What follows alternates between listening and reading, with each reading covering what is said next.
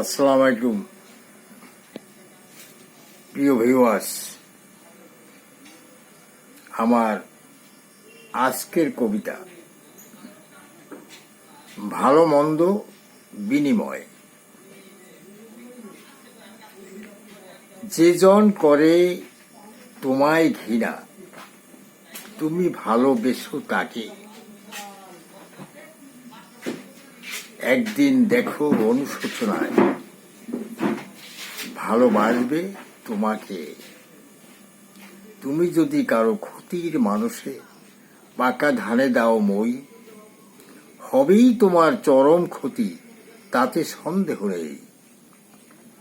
পরের ছেলেকে আপন ভেবে যদি করো যদি তুমি বাসো ভালো, দেখবে সেজন তোমার ছেলেকে ছড়াবে সদাই আলো। দেখেছি যেজন মানুষের বুকে চালায় ছুরি গুলি, ঘটেছে তার করুণ মৃত্যু, উড়েছে মাথার খুলি।